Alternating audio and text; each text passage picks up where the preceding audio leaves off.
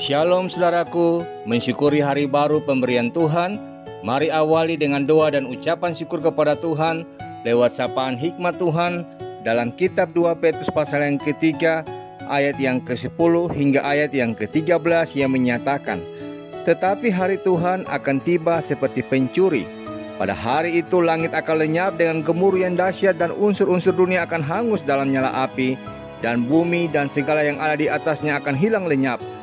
Jadi, jika segala sesuatu ini akan hancur secara demikian, betapa suci dan salehnya kamu harus hidup, yaitu kamu yang menantikan dan mempercepat kedatangan hari Allah. Pada hari itu langit akan binasa dalam api, dan unsur-unsur dunia akan hancur karena nyalanya. Tetapi sesuai dengan janjinya, kita menantikan langit yang baru dan bumi yang baru, di mana terdapat kebenaran." Demikianlah sabda Tuhan.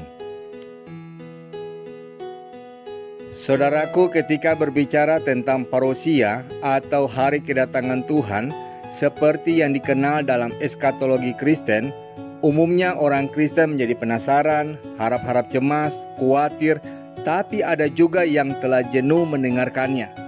Bahkan, tidak sedikit orang Kristen yang bersikap apatis ketika mereka mendengar khotbah tentang hari kedatangan Tuhan ini. Mungkin dalam benak mereka berpikir, sejak dari dulu selalu dikatakan bahwa Tuhan akan datang, tapi sampai saat ini sama sekali tidak ada bukti nyata. Memang saudaraku, pada dasarnya tidak ada seorang pun yang tahu tentang hari kedatangan Tuhan ini. Tapi masalahnya bukanlah soal waktu atau kapan Tuhan akan datang, melainkan bagaimana kesiapan hati kita merespon menyambut hari Tuhan itu. Dalam bacaan firman Tuhan saat ini, Rasul Petrus mengingatkan bahwa hari Tuhan pasti akan datang. Karena itu di ayat yang ke-14, ia mengatakan betapa penting hidup tak bercacat dan tak bernoda. Sekalipun bagi sebagian orang, menganggap janji Allah itu hanya isapan jempol belaka, sebagaimana dinyatakan di ayat yang ke-4a dalam bacaan kita. Mereka beranggapan waktu berlalu, namun toh banyak orang jahat yang tidak mengalami kutukan atau penghukuman dari Allah. Jadi merupakan sebuah kesia-siaan meyakini akhir zaman. Arogansi pandangan itu berakhir dengan sebuah ketetapan hidup dalam kesesatan dan mempengaruhi sesamanya untuk hidup dalam kejahatan.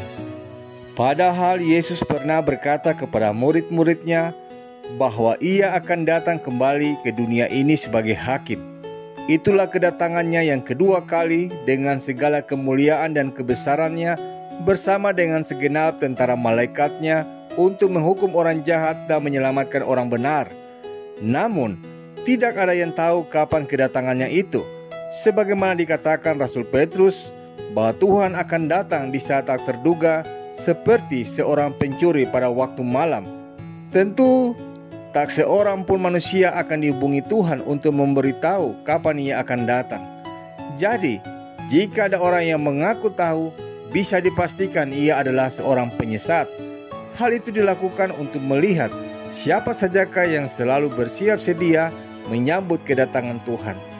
Untuk itu mari kita selalu siap sedia dalam hidup ini menyambut kedatangan Tuhan. Orang yang selalu siap sedia menyambut kedatangan Tuhan adalah orang yang dalam hidupnya selalu berbuat baik dan benar dan berkenan kepada Allah. Hidupnya setia, beribadah, melakukan firman Tuhan, dan apa yang menjadi kehendak Tuhan dalam hidupnya. Sehingga ketika Yesus datang kembali, dia akan hidup bersama dengan Kristus selamanya. Sementara orang yang tidak selalu siap sedia menyambut kedatangan Tuhan adalah orang yang dalam hidupnya tidak menjaga hati dan perbuatannya tetap kudus dan berkenan di hadapan Tuhan. Sehingga ketika Yesus datang kembali, dia tidak dalam keadaan siap. Orang yang tidak siap jelas akan ditinggalkan. Sebagaimana 5 orang gadis yang bodoh, sekalipun ia mengetuk pintu surga, tetapi saja pintu itu tertutup bagi mereka. Mari saudaraku, tetap siap sedia menyambut kedatangan Tuhan. Karena itu sebagai anak Tuhan, kita perlu introspeksi diri. Jika kita masih menemukan ada bagian yang cacat dalam kehidupan kita masing-masing, kita harus segera memperbaikinya. Kita harus mengingat bahwa pada akhirnya kita semua pasti akan menghadap kepadanya. Karena itu, kita harus menggunakan waktu yang masih dipercayakan kepada kita untuk terus memperbaiki diri. Tuhan Yesus Kristus pasti menolong dan memampukan agar hidup kita didapatinya tak bercacat dan tak bernoda. Amin.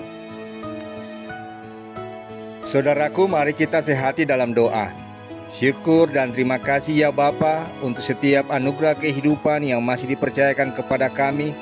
Tuntunlah kami senantiasa dengan Roh-Mu yang kudus, agar dengan hikmat-Mu sebagai umat tebusan-Mu, kami belajar menjalankan hidup kami yang sekarang ini dengan baik dan benar, serta dengan tekun melakukan kehendak-Mu, agar kehidupan yang akan datang, dikala Engkau datang sebagai hakim, dapat kami alami oleh karena anugerah keselamatan yang daripada-Mu. Demi Kristus Yesus kami berdoa. Amin.